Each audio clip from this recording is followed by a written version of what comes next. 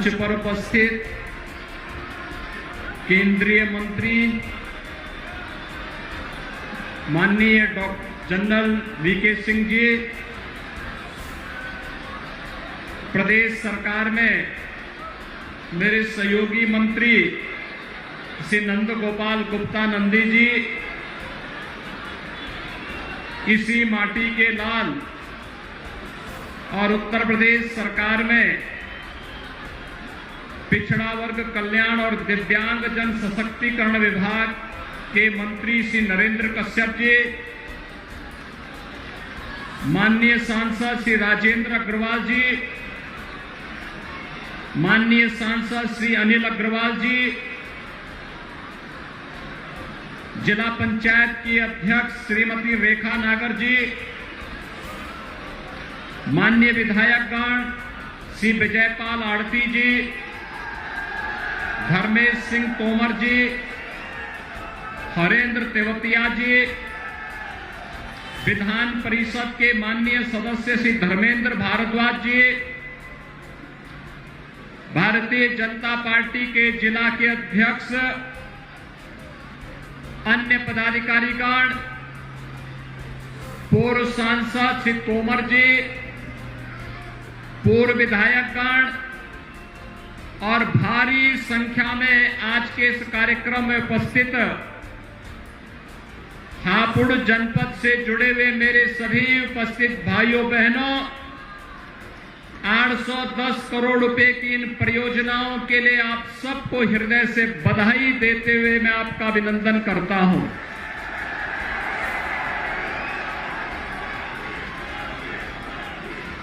मैं आज प्रातः काल से ही मेरठ मंडल के दौरे पर हूं और आप सब जानते हैं कि अगर मैं मेरठ मंडल में आऊं और हापुड़ का दौरा न करूं तो वही स्थिति होती है कि कोई भोजन ले और उसमें हापुड़ का पापड़ न ले तो फिर मजा फीका हो जाता है। और यही स्थिति मेरठ मंडल के दौरे के लिए हम लोगों के लिए आवश्यक होता है। मैं आप सबको अभिनंदन देता हूं कि विगत विधानसभा चुनाव में प्रधानमंत्री मोदी जी के आह्वान और नेतृत्व में आप सबने भारतीय जनता पार्टी के प्रत्याशियों को भारी बहुमत से चुनाव जिता करके भेज करके तीनों सीटों पर विजयी बनाया है।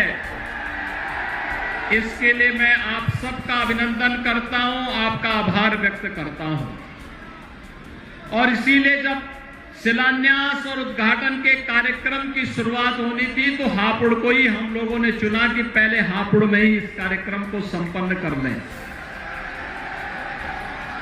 भाइयों बहनों, आप सबने सभी पूर्व अनुमानों को ध्वस्त करते हुए एक भारत श्रेष्ठ भारत के प्रधानमंत्री मोदी जी के आह्वान पर अपने आप को हापुड़ के समग्र विकास के साथ जोड़ा है और उसी विकास की कड़ी को आगे जोड़ने के लिए आज हम यहां पर आए हैं। हापुड़ को बने हुए 11 वर्ष हो गए। हापुड़ के पास अब तक अपना जिला चिकित्सालय नहीं था। अब जिला चिकित्सालय का भी लोकार्पण होकर के अनेक सुविधाओं से युक्त जिला चिकित्सालय आज हम आपको उपलब्ध करा रहे हैं। और बहुत शीघ्र मैंने यहां पर अपने जनप्रतिनिधियों से भी कह दिया है, पैसे की कमी नहीं आएगी। जिला मुख्यालय के निर्माण के लिए इंटीग्रेटेड कचहरी का निर्माण होना चाहिए, जहां पर जनता आसानी से पहुंच भी सके, किसी को असुविधा भी न हो, लेकिन साथ साथ सभी जिला स्तरीय कार्यालय एक कैंपस में अगर हम कर देंगे तो जनता को भी सुविधा हो जाएगी और साथ साथ वहां पर जुड़े हुए सभी स्टेक होल्डर्स उससे जुड़ करके विकास की इस प्रक्रिया को एक नई ऊंचाई देने में अपना योगदान दे पाएंगे। और इसके लिए मैंने कहा, इसके लिए जितने भी धन की आवश्यकता पड़ेगी, राज्य सरकार इसमें आपको भरपूर सहयोग करेगी, कहीं कोई कोताही नहीं बरती जाएगी। भाइयों बहनों, आपने अभी हाल ही में कांवड़ यात्रा को सफलतापूर्वक होते हुए देखा होगा। कांवड़ यात्रा हुई ना, और शांतिपूर्ण तरीके से हुई ना। तो ये शांतिपूर्ण तरीके से इसलिए हो रही है क्योंकि आज प्रदेश में कानून का राज है। आज प्रदेश में दंगे नहीं होते। आज प्रदेश में गुंडागिर्दी के लिए कोई जगह नहीं है। आज प्रदेश के अंदर बेटियां स्कूल जा सकती हैं, माताएं बहनें मार्केट जा सकती हैं, अपने कार्य से कहीं भी जा सकती हैं। उनकी सुरक्षा पर कहीं कोई सेंध लगाने का दुस्साहस नहीं कर सकता है। अगर करेगा तो फिर भरेगा भी। और यही आपको आश्वासन देने के लिए मैं आया हूं। विकास हमारी सर्वोच्च प्राथमिकता है, बिना भेदभाव के विकास। अभी मंच पे आप देख रहे होंगे, अन्नदाता किसानों को कृषि सहायता योजना के अंतर्गत ट्रैक्टर उपलब्ध करवाए जा रहे थे। आप देख रहे थे गरीब परिवारों को प्रधानमंत्री आवास योजना और मुख्यमंत्री आवास योजना के अंतर्गत आवास उपलब्ध करवाए जा रहे थे। फ्री में राशन की सुविधा कोरोना कालखंड में प्रदेश के 15 करोड़ लोगों तक महीने में 2-2 बार, एक बार प्रधानमंत्री गरीब कल्याण अन्न योजना के माध्यम से, एक बार राज्य शासन की ओर से उपलब्ध करवाने का कार्य हो रहा था। यह सरकार की आम जनता के प्रति प्रतिबद्धता को और संवेदनशीलता को प्रदर्शित करता है। भाइयों बहनों, आपने देखा होगा, हमने कोरोना कालखंड में भारत ने जो उदाहरण प्रस्तुत किया दुनिया के सामने, एक नजीर बनी है। 135 करोड़ की आबादी को प्रधानमंत्री मोदी जी के नेतृत्व में अनुशासित तरीके से कोविड प्रबंधन के साथ जुड़ते हुए हम सब ने देखा है। और आज प्रधानमंत्री मोदी जी के नेतृत्व का ये कमाल है कि दुनिया के अंदर भारत का कोविड प्रबंधन सबसे बेहतरीन माना गया। और भारत ने कोविड प्रबंधन की जो नजीर दुनिया के सामने प्रस्तुत की, वह इसलिए क्योंकि यशस्वी नेतृत्व पर भारत की जनता जनार्दन का विश्वास था। और जनता जनार्दन के इस विश्वास के कारण आज हम लोगों ने दुनिया के सामने एक विश्वास को पूरी मजबूती के साथ रखा है कि जब भी आवश्यकता पड़ेगी तो भारत दुनिया को नेतृत्व देने की क्षमता रखता है। और प्रधानमंत्री मोदी जी के नेतृत्व में आज वह सर्वत्र दिखाई दे रहा है। भाइयों बहनों, विकास की सोच का ही परिणाम है कि दिल्ली से हापुड़ की दूरी और मेरठ की दूरी अब कम हो गई है। आरआरटी के लागू होने के साथ, एक्सप्रेस हाईवे बनने के साथ इसको आप देखेंगे और भी ये आसान हो जाएगा। और इसको मैं आपको इसी बात के साथ कह सकता हूं कि हापुड़ और मेरठ के बीच से गंगा एक्सप्रेसवे भी निकल रही है। प्रयागराज तक की दूरी जो अब तक आपको 14 से 16 और 20 घंटे लगते थे, गंगा एक्सप्रेसवे बनने के बाद मात्र 6 घंटे में प्रयागराज की दूरी को पूरा कर लेंगे आप। बगल में हम लोग जेवर का एयरपोर्ट बना रहे हैं, अंतर्राष्ट्रीय एयरपोर्ट आपके सामने बनेगा। तो यहां के युवाओं के लिए, लाखों की संख्या में युवाओं के लिए रोजगार की सुविधा उपलब्ध होगी। और बगल में ही मेडिकल डिवाइस पार्क भी हम बना रहे हैं, तो फिल्म सिटी का भी निर्माण करने जा रहे हैं। हमारे युवाओं का भी, मैं मेरठ से आ रहा हूं, चौधरी चरण सिंह विश्वविद्यालय मेरठ में 1000 युवाओं को अभ्युदय योजना और स्वामी विवेकानंद तकनीकी सक्षमता योजना के अंतर्गत हम लोगों ने टैबलेट और स्मार्टफोन उपलब्ध करवाने का कार्य किया है।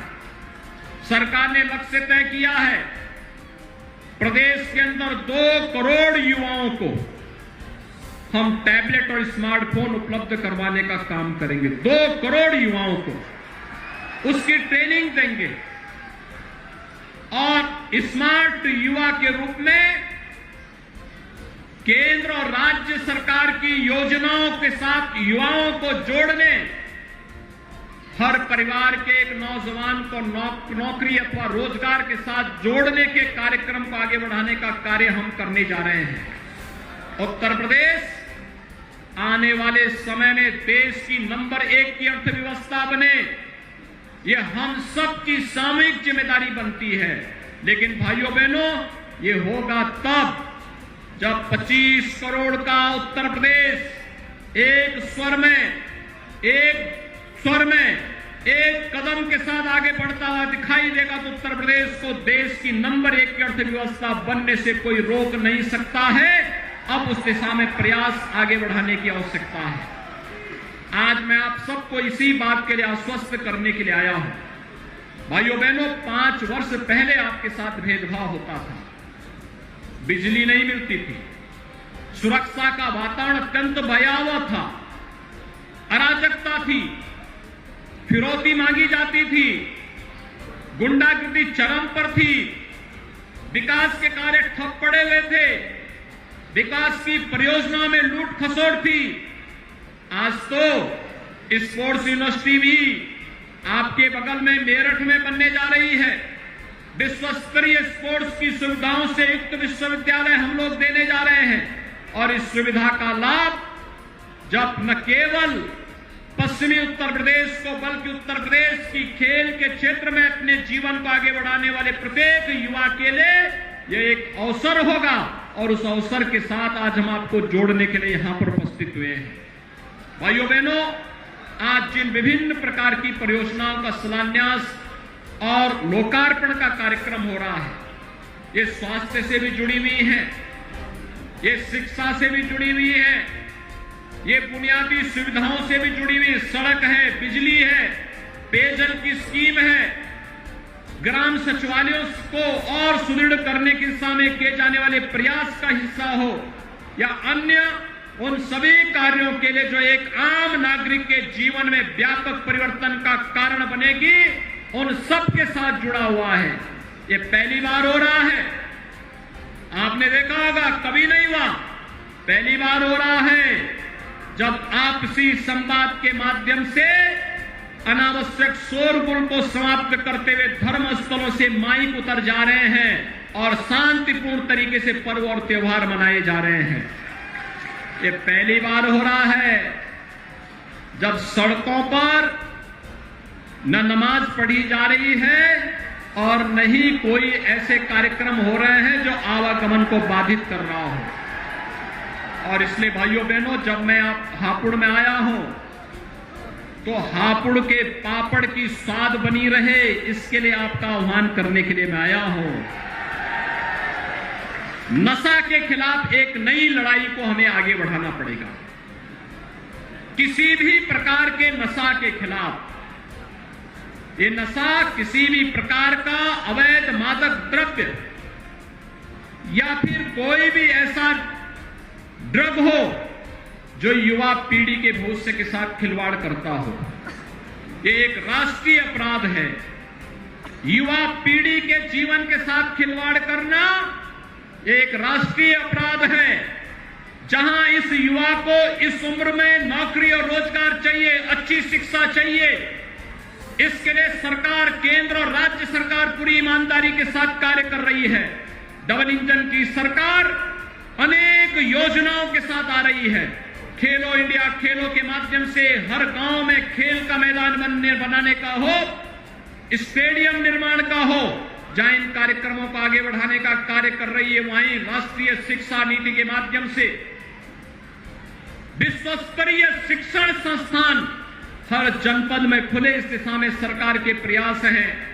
तकनीकी उन्नयन के लिए भी अत्याधुनिक संस्थान बनाने की कार्रवाई हो रही है। 1 डिस्ट्रिक्ट 1 मेडिकल कॉलेज की दिशा में जब हम आगे बढ़ रहे हैं तो सरकार ने यह भी तय किया है, हम लोग प्रदेश के अंदर हर परिवार की मैपिंग करने जा रहे हैं और हर परिवार के सर्वे के बाद जिन परिवारों को नौकरी नहीं मिली, जिन परिवारों को कोई रोजगार नहीं मिला, स्वतः रोजगार नहीं मिला, आगामी 5 वर्ष के अंदर हर परिवार के एक सदस्य को नौकरी अथवा रोजगार के साथ जोड़ने की कार्रवाई के साथ सरकार व्यापक कार्य योजना लेकर के आने जा रही है। और उस कार्य योजना के साथ आपको जोड़ने के लिए मैं आया हूं। विगत 5 वर्ष के अंदर 2 वर्ष कोरोना प्रबंधन में हमारे व्यतीत हुए, लेकिन इस सब के बावजूद 5 लाख नौजवानों को सरकारी नौकरी, 1,61,00,000 नौजवानों को रोजगार और 60 लाख परंपरागत उद्यमियों को स्वतः रोजगार के साथ जोड़ने का एक अवसर हमें पिछले 5 वर्ष के अंदर प्राप्त हुआ। पहली बार हुआ जब धर्मस्थलों के उन्नयन और उनके आधुनिकीकरण और सुंदरीकरण की एक बृहद कार्य योजना भी हम लोगों ने ली। हमारे माननीय जनप्रतिनिधियों ने मिलकर के इस कार्यक्रम को बेहतर तरीके से आगे बढ़ाया। हर विधानसभा क्षेत्र में कोई न कोई मंदिर, कोई न कोई पौराणिक स्थल, उसके सुंदरीकरण की कार्रवाई को आगे बढ़ाया। यह हापुड़ जनपद का सौभाग्य है, मां गंगा का आशीर्वाद इसे प्राप्त होता है और गढ़ तो यहां का पौराणिक तीर्थ है, पौराणिक तीर्थ, और उसके पुनरुद्धार की कार्रवाई के लिए सरकार सतत रूप से प्रयत्नशील है। उस कार्यक्रम को हम आगे बढ़ाने के लिए पूरी तैयारी के साथ कार्य कर रहे हैं। उसको पुनर्स्थापना के कार्यक्रम के साथ जोड़ने के लिए, उसके सुंदरीकरण की कार्य योजना को आगे बढ़ाने के लिए कार्य हो रहा है। और इसीलिए इस कार्यक्रम के साथ जोड़ने के लिए आवश्यक है हम निशा पर प्रहार करें, और नशा पर प्रहार करने के लिए मैं अभी आपका आह्वान करूंगा। हर थाना, हर सर्किल, हर उप जिलाधिकारी और ज्वाइंट मजिस्ट्रेट को नोडल अधिकारी बनाते हुए जवाबदेही के साथ वह सुनिश्चित करेगा कि अवैध नशा के कारोबार में लिप्त तत्वों के खिलाफ किस प्रकार की कार्रवाई को आगे बढ़ाना है। और अगर कहीं भी इस प्रकार के वैध कार्रवाई हुई तो जवाबदेही के साथ साथ नशा के और अवैध कारोबार में लिप्त उन तत्वों की प्रॉपर्टी तो जब्त होगी ही, पूरी जिंदगी उन्हें जेल के अंदर भी गुजारना पड़ेगा। इस कार्रवाई को सरकार आगे बढ़ाने के साथ मजबूती से आगे बढ़ रही है। और इसीलिए आज एक बार फिर से मैं आपका आह्वान करूंगा। हापुड़ में विगत विधानसभा चुनाव में हमें भारी बहुमत से विजयी बनाकर के प्रदेश के अंदर सरकार बनाई है। भाइयों बहनों, अब हमारी बारी है। आपने भरपूर रूप से भारतीय जनता पार्टी को अपना आशीर्वाद दिया।